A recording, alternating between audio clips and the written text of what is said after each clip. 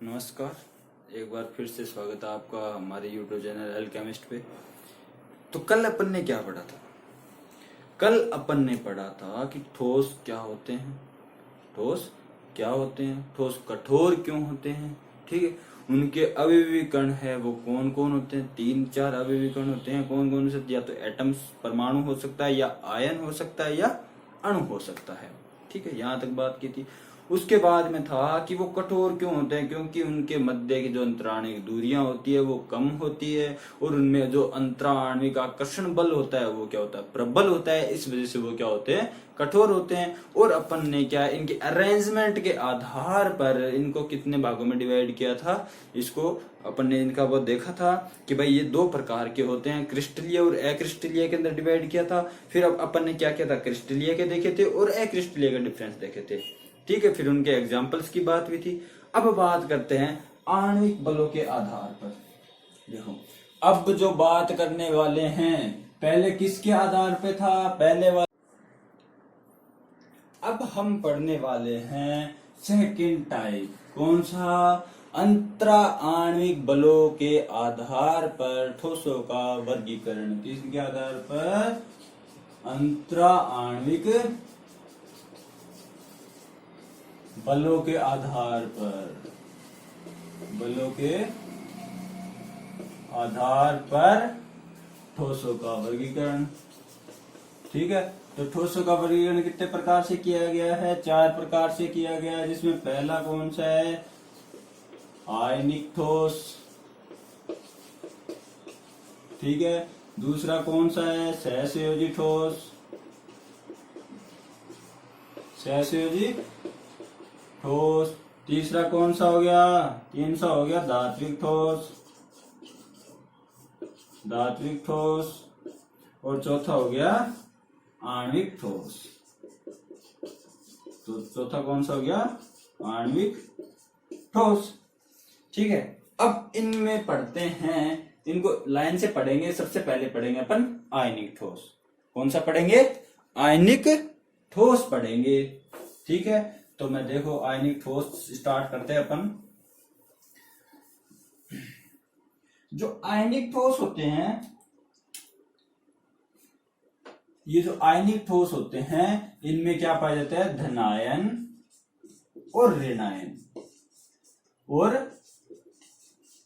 ऋणायन क्या पाए जाते हैं, आयन्स मिलते हैं। धनायन और ऋणायन क्या मिलते हैं, आयन्स मिलते हैं। इन आयन के बीच में, इन धनायन और ऋणायन, इन दोनों के बीच में क्या मिलता है, स्थिर विद्युत आकर्षण बल मिलता है। क्या मिलता है, आकर्षण बल मिलता है। ये आकर्षण बल क्या करता है ये भी बताएंगे। इसे और क्या कहते हैं, कूलाम्बिक बल, कूलाम्बिक बल, कूलाम्बिक फोर्स ऑफ अट्रैक्शन। अब ये क्या करता है कि जब 2 धनायन और ऋणायन, 2 धनायन और ऋणायन जब एक दूसरे के पास में आते हैं, तो ये जो स्थिर वैद्युत आकर्षण बल क्या होता है, जनरेट होता है, उत्पन्न होता है। उस वजह से क्या होता है, ये दोनों एक दूसरे की ओर आपस में आकर्षित होते हैं, जिसकी वजह से जो धातु या जो आयंस होते हैं, उनके जो इंटरन्यूक्लियर डिस्टेंस है, इनके बीच की अंतराणिक जो दूरियां हैं वो क्या हो जाती है, कम हो जाती है, जिसकी वजह से ये क्या हो जाते हैं, वो बहुत ज्यादा सॉलिड हो जाते हैं, ठीक है, कठोर हो जाते हैं, ठीक है। तो इस प्रकार के जो आयंस होते हैं, इस प्रकार के जो ठोस होते हैं, वो क्या होते हैं, वो होते हैं कठोर होते हैं। ये इस प्रकार के जो आयनिक ठोस होते हैं वो बहुत ही क्या होते हैं, कठोर होते हैं, ठीक है। साथ में क्या होता है, भंगुर प्रकृति के होते हैं, भंगुर होते हैं। पहला पॉइंट क्या है, बहुत ही कठोर होंगे, भंगुर होंगे, ठीक है। इनका जो गलनांक है, क्या है इनका गलनांक, वो क्या होता है, उच्च होता है। गलनांक भी क्या होगा, उच्च होगा, बहुत ज्यादा इनका गलनांक होगा, ठीक है। और देखो विद्युत के कूप क्या होते हैं, विद्युत के कुचालक होते हैं, मतलब इनमें धारा का प्रवाह नहीं होता। क्या नहीं होता, धारा का प्रवाह नहीं होता, ठीक है। अब ये विद्युत के तो कुचालक होते हैं, कब होते हैं कुचालक, जब ये ठोस अवस्था में ठोस अवस्था में होते हैं तब ये विद्युत के क्या होते हैं, कुचालक होते हैं। लेकिन क्या बोल रहा हूं, ध्यान से सुनना, लेकिन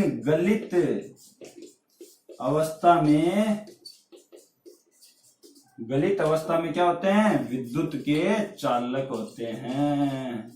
ये बात ध्यान रखना कि भाई ये ठोस अवस्था में तो क्या होते हैं, विद्युत के कुचालक होते हैं और गलित अवस्था में विद्युत के चालक होते हैं। ठीक है, अब देखो ये आप पूछोगे भाई ठोस अवस्था में ये चालक क्यों नहीं होते और जो गलित अवस्था है उसमें चालक होते हैं, ऐसा अंतर क्यों हो रहा है, ऐसा अंतर क्यों हो रहा है। देखो ध्यान से सुनो, NaCl है, ठीक है, NaCl है। अब मान लो NaCl है, ठोस है बिल्कुल, इसमें कोई पानी मिक्सिंग नहीं किया हुआ, बिल्कुल सूखा हुआ NaCl है, ठीक है। अब जब मैं इसमें विद्युत धारा प्रवाहित करूंगा ठोस अवस्था में तो विद्युत का चालन नहीं होगा, तो ये क्या कहलाएंगे, कुचालक कहलाएंगे। क्या कहलाएंगे, कुचालक। ठीक है, अब जब मैं NaCl में क्या मिक्स कर दूं, H2O, वाटर मिक्स कर दूंगा, क्या मिक्स कर दूंगा, वाटर मिक्स कर दूंगा, तो ये आयंस में कन्वर्ट हो जाएंगे, मतलब Na+Cl- H+ और OH- में कन्वर्ट हो जाते हैं। ये किसमें, फ्री आयंस की फॉर्म में कन्वर्ट होंगे। जब ये आयंस में कन्वर्ट होंगे तो क्या होगा, इलेक्ट्रॉन मुक्त होंगे। क्या होंगे, इलेक्ट्रॉन मुक्त होंगे। ठीक है, इलेक्ट्रॉन मुक्त होंगे, तो इलेक्ट्रॉन मुक्त होने की वजह से ये गलित अवस्था में क्या हो जाते हैं, विद्युत के चालक हो जाते हैं। ठीक है, इलेक्ट्रॉन मुक्त होने का मतलब क्या है कि जब भी अपन किसी के अंदर धारा प्रवाहित होती है तो जिस दिशा के अंदर धारा बहती है उसके विपरीत दिशा में क्या बहते हैं, इलेक्ट्रॉन बहते हैं। फिजिक्स में पढ़ा होगा आपने। वैसे यहां पर क्या होता है, जब भी इसके अंदर इलेक्ट्रिसिटी प्रवाहित करेंगे, किसमें, NaCl, गलित NaCl के अंदर, ठीक है, लिक्विड NaCl में अपन धारा प्रवाहित करते हैं तो वो गलित अवस्था के अंदर NaCl होता है वो आयनों में टूट जाता है। किसमें टूट जाता है, आयनों में टूट जाता है और इलेक्ट्रॉन मुक्त हो जाता है। इलेक्ट्रॉन मुक्त होने की वजह से वो क्या हो जाता है, विद्युत के कुचालक से चालक हो जाते हैं। क्या हो जाते हैं, कुचालक से चालक हो जाते हैं। ठीक है, एग्जाम्पल देखो, एक तो जो LiF, एक NaCl, एक कैल्शियम फ्लोराइड NaCl2। ठीक है, इतने आप एग्जाम्पल याद रख लेना इसके। अब दूसरा आता है, दूसरा कौन सा था, धात्विक ठोस। दूसरा कौन सा है, धात्विक ठोस। अब धात्विक ठोस के अंदर अवयवीकरण होता है। देखो धात्विक ठोस में अवयवीकरण कौन होते हैं, अवयवीकरण कौन होते हैं, कौन होते हैं अवयवीकरण, धात्विक ठोस में अवयवीकरण होते हैं इलेक्ट्रॉन्स। कौन होते हैं, इलेक्ट्रॉन्स होते हैं अवयवीकरण। ठीक है, अब इसमें क्या है, इसमें एक क्या, अब सुनो, यहां पे किसका बात आ रही है, धातु की बात आ रही है। क्या आ रही है, धातु की बात। तो एक बात ध्यान रखना, धातु हमेशा क्या करती है, धातु हमेशा इलेक्ट्रॉन त्यागती है। ठीक है, हमेशा क्या करती है, इलेक्ट्रॉन त्यागती है, वो कभी भी इलेक्ट्रॉन ग्रहण नहीं करती। इस वजह से धातु का ये एक गुण होता है कि धातु हमेशा इलेक्ट्रॉन त्यागती है। तो ये इसमें धात्विक ठोस में क्या होगा कि धातुओं का एक बहुत सारा समुद्र होता है जिसके अंदर इलेक्ट्रॉन भी प्रेजेंट होती है। तो ये धातुएं मान लो, ठीक है, इनके न्यूक्लियस मान लो धातुओं के। ठीक है, ये धातुएं प्रेजेंट है इसके अंदर। अब क्या होता है कि इन मेटल्स, M लिख देता हूं मेटल्स को, धातु को M लिख दिया। तो ये मेटल क्या होती है, अपने जो आउटर मोस्ट सेल के अंदर जो इलेक्ट्रॉन्स होते हैं, सिंगल इलेक्ट्रॉन्स होते हैं, उन इलेक्ट्रॉनों को इन रिक्तियों के अंदर क्या कर देती है, ट्रांसफर कर देती है। क्या कर देती है, ट्रांसफर। इलेक्ट्रॉन ऐसे प्रेजेंट होंगे, ठीक है, क्या प्रेजेंट होंगे, इस प्रकार से इलेक्ट्रॉन प्रेजेंट होंगे। और इस प्रकार के इलेक्ट्रॉन जहां पर भी प्रेजेंट होंगे उन्हें कहते हैं धातु कोर। क्या कहते हैं, धातु कोर कहते हैं, या फिर और क्या कहते हैं, अवयवीकरण धातु कोर हो गए, या फिर क्या कहेंगे, गतिशील इलेक्ट्रॉनों का समुद्र धात्विक ठोस के अवयव होते हैं। गतिशील गतिशील इलेक्ट्रॉन का समुद्र क्या होते हैं? धातु के अवयवी कण होते हैं। ठीक है, अब देखो इनमें कैसे होगा? इसमें होता है कि इलेक्ट्रॉन संपूर्ण क्रिस्टल में समान रूप से वितरित होते हैं। इसमें जो इलेक्ट्रॉन्स होते हैं वो पूरे क्रिस्टल के अंदर क्या होते हैं? समान रूप से क्या होते हैं? विस्तृत होते हैं, समान रूप से फैले रहते हैं पूरे के अंदर। इलेक्ट्रॉन के पूरे अंदर समान रूप से फैले रहते हैं।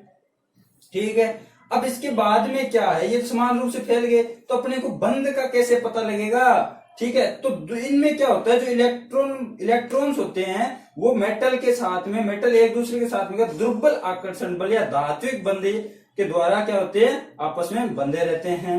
ठीक है, ये जो इलेक्ट्रॉन यहाँ पर बीच में प्रेजेंट होंगे इसे क्या कहते हैं? पर कर्नेल कहते हैं। क्या कहते हैं? कर्नेल कहते हैं। धातु द्वारा इलेक्ट्रॉन त्यागे हुए। ठीक है, मतलब कर्नेल की डेफिनेशन क्या हो जाएगी? धातुएं अपने इलेक्ट्रॉन अंतराकाशीय अवकाश के अंदर इलेक्ट्रॉनों का क्या करती है? त्याग करती है। इसलिए इन्हें क्या कह दिया? जहां पर इलेक्ट्रॉन प्रेजेंट होता है उस इलेक्ट्रॉन के स्थान को क्या कहते हैं? कर्नेल कहते हैं। ठीक है, अब इनके गुणों की बात करते हैं। तो ये क्या होते हैं? क्रिस्टलीय ठोस होते हैं। क्या होते हैं? क्रिस्टलीय ठोस होते हैं। ठीक है, साथ में क्या होते हैं? मुलायम होते हैं। क्या होते हैं? मुलायम होते हैं। क्रिस्टलीय ठोस होते हैं और मुलायम होते हैं। ठीक है, अब देखो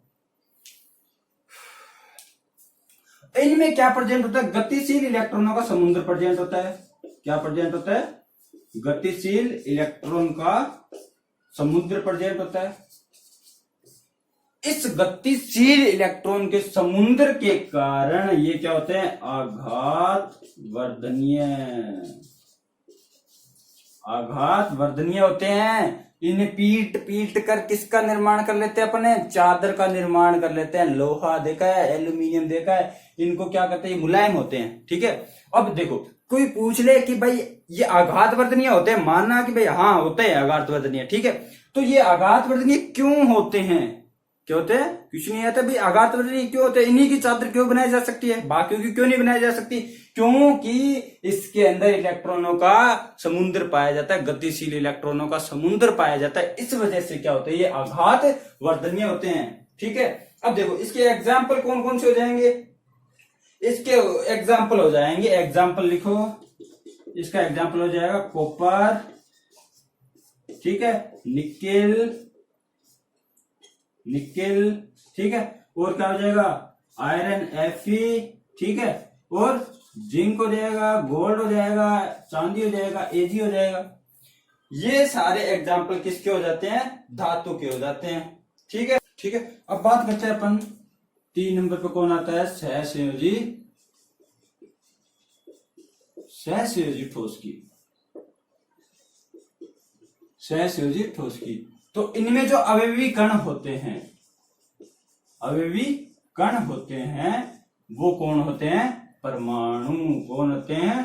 परमाणु या एटम्स क्या होते हैं? अवयवी कण होते हैं। कौन होता है अवयवी कण? परमाणु होते हैं। किसमें? सहसंयोजी ठोस में। अब देखो सहसंयोजी ठोस वह होते हैं जिनमें परमाणु एक दूसरे से मिलकर सहसंयोजी या परमाणु एक दूसरे से सहसंयोजी बंध द्वारा जुड़े होते हैं, वह सहसंयोजी ठोस कहलाते हैं। इनमें कौन सा बंध पाया जाएगा? सहसंयोजी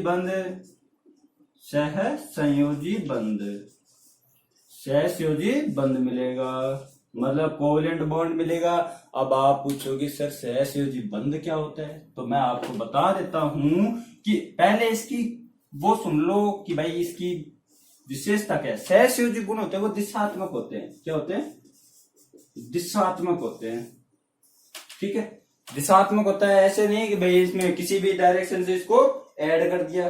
ठीक है, क्या होते हैं? ये दिशात्मक होते हैं। और साथ में क्या होते हैं? ये बंध क्या होते हैं? प्रबल बंध होते हैं। क्या होते हैं? प्रबल बंध होते हैं। सहसंयोजी बंध होते हैं कि दो परमाणु आपस में एक दूसरे के इलेक्ट्रॉन क्या करे? शेयर करे, साझा करे।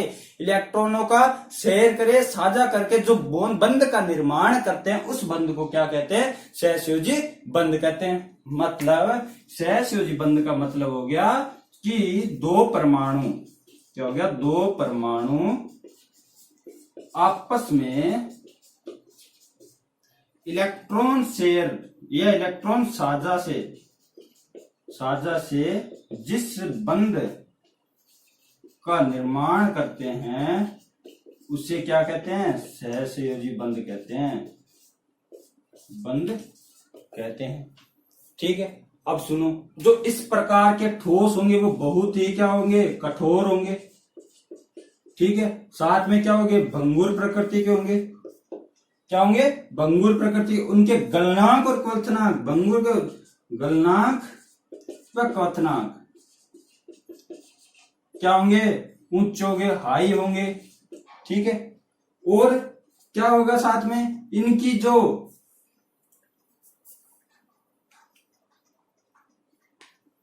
ठीक है, इनके गलनांक और क्वथनांक क्या होंगे? उच्च होंगे। इनकी जो गलन उष्मा है, गलन उष्मा, वो भी क्या होती है? उच्च होती है। और साथ में विद्युत के क्या होते हैं? विद्युत के क्या होते हैं? कुचालक होते हैं। क्या होते हैं? कुचालक होते हैं। मतलब इनमें मुक्त इलेक्ट्रॉन नहीं पाया जाता। क्या नहीं पाया जाता? इनके अंदर सहसंयोजी ठोस में मुक्त इलेक्ट्रॉन नहीं पाया जाता, जिसके कारण ये विद्युत के क्या होते हैं? कुचालक होते हैं।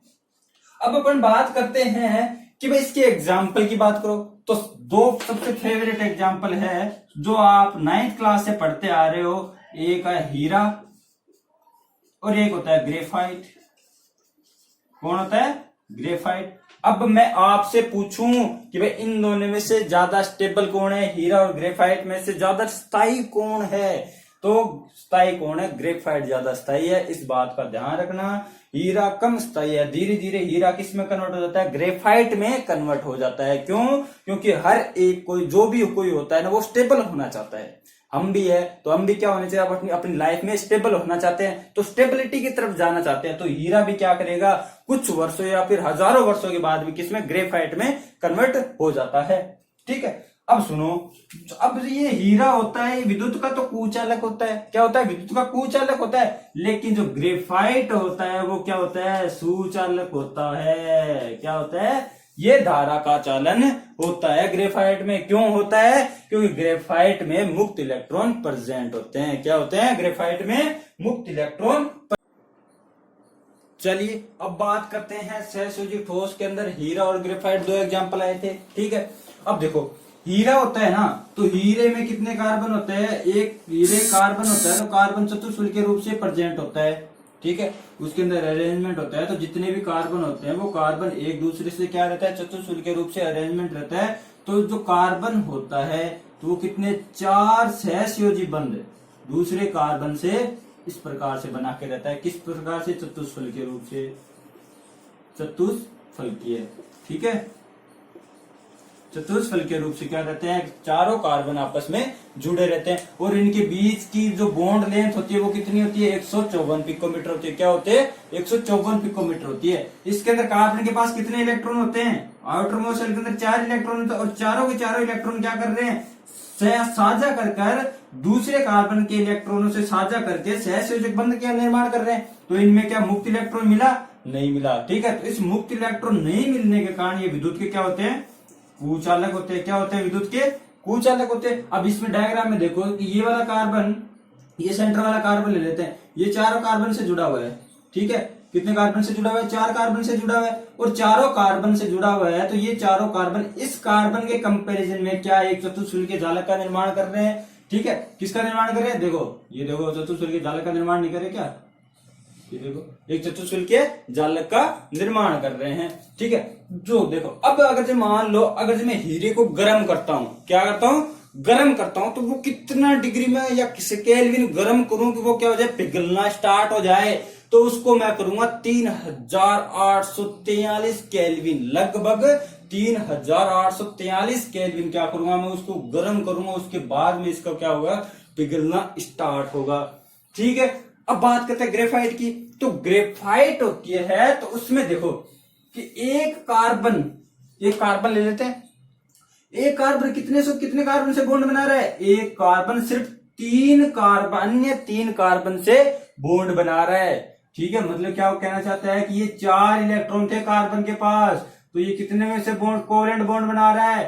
सिर्फ 3 कार्बन से कोवेलेंट बॉन्ड बना रहा है। और इसमें एक इलेक्ट्रॉन क्या बच गया? फ्री बच गया। क्या हो गया? एक इलेक्ट्रॉन फ्री हो गया। इस फ्री इलेक्ट्रॉन के कारण ही वो क्या होता है, जो ग्रेफाइट होता है विद्युत का क्या होता है? चालक होता है। क्या होता है? चालक होता है। अगर ये पूछ ले कि भाई इस कार्बन का हाइब्रिडाइजेशन क्या होगा, तो हाइब्रिडाइजेशन संकरण क्या होगा? sp2 संकरण होगा। क्या होगा? sp2 संकरण होगा। और इसकी स्ट्रक्चर पूछ ले अपने को किस प्रकार की होगी, तो जो कार्बन होता है ना, वो कार्बन की जो परतें है ना, परतें होती है, वो हेक्सागोनल के रूप में प्रेजेंट होती है, मतलब षटकोणीय परतों के रूप में उपस्थित होता है ग्रेफाइट। ठीक है, तो ये परतें एक दूसरे के ऊपर क्या रहती है? इस प्रकार से फिसलती रहती है। ठीक है, इस प्रकार से क्या रहती है? फिसलती रहती है। ये बहुत ही मुलायम होती है, भंगुर प्रकृति की होती है, धीरे धीरे क्या होने, धीरे धीरे नष्ट होने लग जाती है। ठीक है, अब इसमें क्या होता है, जो इनकी जो परतें होती है, इन परतों के बीच में दुर्बल वांडरवाल बल मिलते हैं। क्या मिलते हैं? दुर्बल वांडरवाल बल मिलते हैं। ठीक है, मतलब ग्रेफाइट, अब ऐसे पूछ ले कि भाई ग्रेफाइट की परतों के बीच में कौन सा बंध उपस्थित होता है, तो क्या कहेंगे? दुर्बल वांडरवाल बंध मिलता है। क्या मिलता है? दुर्बल वांडरवाल बल मिलता है। ठीक है, अब पूछ ले भाई इस कार्बन, ये कार्बन है, ये कार्बन, इस कार्बन का हाइब्रिडाइजेशन क्या होगा? इतनी देर से क्या बोल रहा हूं? चतुष्फलकीय किसका हाइब्रिडाइजेशन होता है? sp3 का। अब देखो sp3 क्यों बोला? ये देखो बंध युग्म, कितने बंध युग्म है? 4 बंध युग्म है। लोन पे कितने? 0। तो इसका हाइब्रिडाइजेशन कितना हो जाएगा? sp3 एक s और 3 p कक्षक अपन पार्टिसिपेट करते हैं। अब बात करते हैं कि भाई इनमें से ज्यादा स्टेबल कौन है, हीरे और ग्रेफाइट में से? तो ग्रेफाइट क्या होता है? ज्यादा स्टेबल होता है। क्या होता है? ज्यादा स्टेबल होता है, या स्थायित्व ग्रेफाइट का ज्यादा होता है। और जो ग्रेफाइट होता है वो क्या होता है? मुलायम होता है। क्या होता है? ग्रेफाइट मुलायम होता है। ठीक है, अब ये पूछ ले कि भाई क्वेश्चन बहुत सारा आता है भाई, जो हीरा होता है वो विद्युत का कुचालक होता है, ग्रेफाइट विद्युत का सुचालक होता है। क्यों? समझाइए। तो ये होता है कि कार्बन के अंदर, कार्बन परमाणु होता है, उसकी जो 4 इलेक्ट्रॉन होते हैं वैलेंस शेल के अंदर, वो चारों इलेक्ट्रॉन साझा कर कोवेलेंट बॉन्ड निर्माण कर लेते हैं। इसलिए कार्बन के अंदर कोई फ्री इलेक्ट्रॉन नहीं होता। लेकिन ग्रेफाइट में कार्बन के चारों इलेक्ट्रॉन साझा नहीं करते, उसमें सिर्फ 3 ही इलेक्ट्रॉन, कार्बन के 3 इलेक्ट्रॉन साझा कर 3 कोवेलेंट बॉन्ड का निर्माण कर लेते हैं। बाकी बचता 1 इलेक्ट्रॉन, वो फ्री इलेक्ट्रॉन क्या करता है? विद्युत का चालन करता है इसके अंदर। या फिर ऐसे बोल सकते हैं हीरे में क्या पाया जाता है? फ्री इलेक्ट्रॉन पाया जाता है, जिस वजह से वो विद्युत का क्या होता है? चालक, अच्छा चालक होता है। हीरा क्या होता है? मुलायम। हीरा जो ग्रेफाइट होता है वो मुलायम होता है, हीरा होता है वो क्या होता है? कठोर होता है। ठीक है, आज के लिए इतना काफी है, मिलते हैं अब नेक्स्ट लेक्चर में। तो लाइक एंड सब्सक्राइब दबा के ठोको यार, और शेयर भी करना, अपने आसपास के बच्चों को बोलना। ठीक है, आज के लिए इतना काफी है। Thank you.